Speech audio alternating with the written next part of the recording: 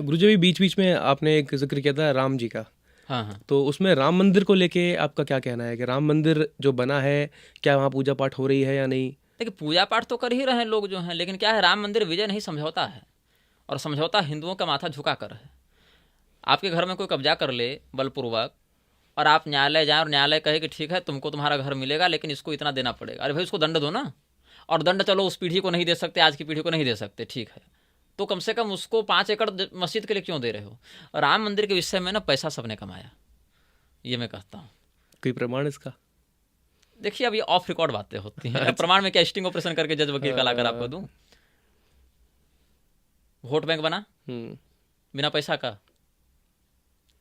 फिर भी तो हार गए वहां से, अयोध्या से। हम अयोध्या मेन एक जगह की बात नहीं कर रहे, माहौल की बात कर रहे हैं, ठीक है।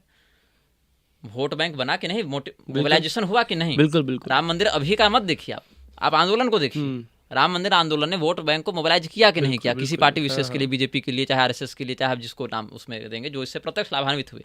नेताओं को प्रत्यक्ष लाभ हुआ, वकीलों को प्रत्यक्ष लाभ हुआ, कोर्ट वाले हों चाहे वोट वाले हों, नोट तो सबको मिला। मैं तो नहीं कह सकता गुरुजी। नहीं, मैं ऐसा कह रहा हूँ, मैं अपनी जिम्मेदारी पर कह देता हूँ ना। और मस्जिद की जिम्मेदारी कौन लेगा? वकील जिम्मेदारी ले रहे हैं। जिन वकीलों का यह दावा है, पराशरन जी शायद नहीं रहे ना, पराशरन जी तो चले गए ना परलोक, हाँ, खत्म हो गए। पीएन मिश्र भी हैं।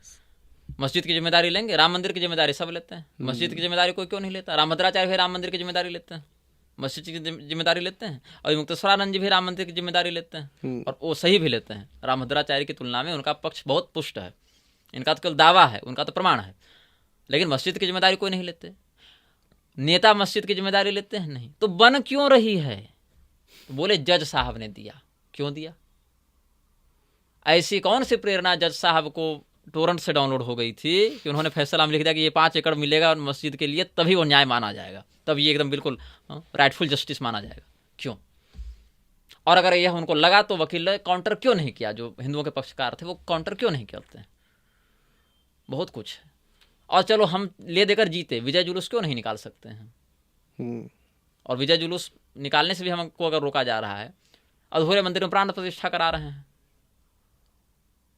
शिखर नहीं बना तो लोग आ गए कि शिखर की आवश्यकता नहीं है। जब आवश्यकता नहीं, फिर नकली शिखर एक तंबू का क्यों बनाया गया? फिर बहुत कुछ तालमेल है, और तालमेल से अधिक घालमेल है।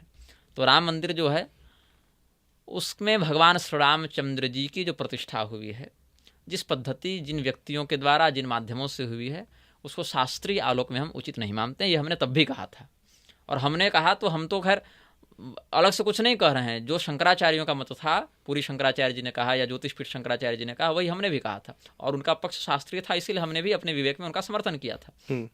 राम मंदिर का मुद्दा धर्म से अधिक नेतागिरी का मुद्दा है। धर्म का मुद्दा धर्मशास्त्रों से चलता है, नेतागिरी का मुद्दा स्वार्थ से और मोबिलाइजेशन से चलता है।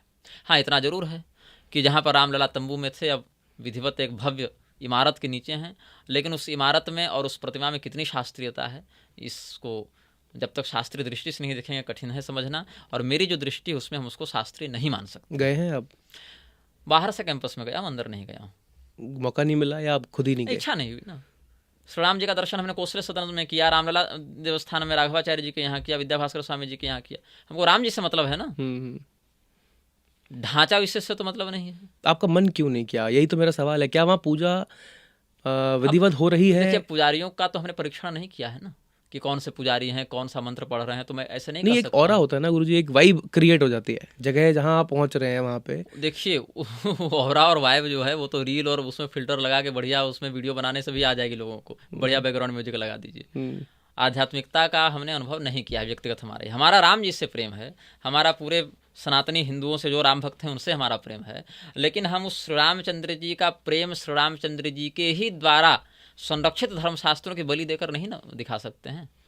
राम विग्रहवान धर्म, तो फिर हम धर्म की हिंसा के साथ राम जी की भक्ति नहीं कर सकते। यह हमारा चिंतन है।